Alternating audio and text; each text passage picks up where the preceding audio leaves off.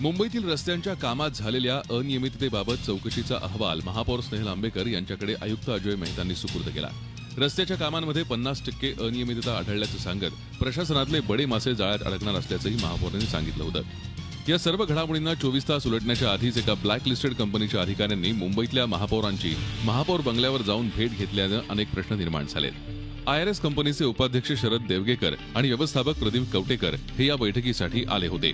या कंपनीला काळ्या यादीत टाकून नोंदणी रद्द करावी आणि कंपनीवर गुन्हा नोंदवावा अशी शिफारस अहवालात करण्यात आली आहे। या दृश्यांमध्ये आपण ही भेट झाल्याचं स्पष्टपणे पाहू शकताय।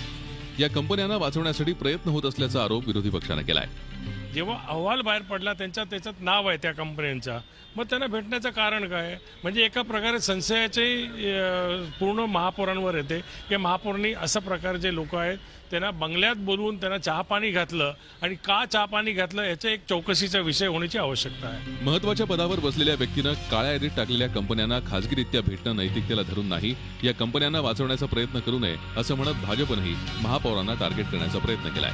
अशा वेळेस संविधानिक अतिशय महत्त्वाच्या पदावर बसलेल्या कुठल्याच व्यक्तीने अशा कंपन्यांना परस्पर खाजगीरित्या भेटणं हे काही मॉरली योग्य नव्हे आणि त्यामुळे अशा पद्धतीची गोष्ट जर झाली असेल तर ती अयोग्य गोष्ट आहे। या सर्व घडामोडींनंतर आता महापौर यावर काय भाष्य करतात हे पाहणं महत्त्वाचं ठरणार आहे। आगामी मुंबई महापालिका निवडणुकीत भाजप आणि सेना हे दोन्ही पक्ष वेगवेगळे लढण्याच्या मानसिकतेत असल्याचं नुकतंच उद्धव ठाकरे यांनी म्हटलं होतं। आता निवडणुकीआधी महापौरांची ही भेट विरोधकांसाठी आणि भाजपसाठी आयतकोलीत ठरते का हे येणाऱ्या दिवसांमध्ये स्पष्ट होईलच।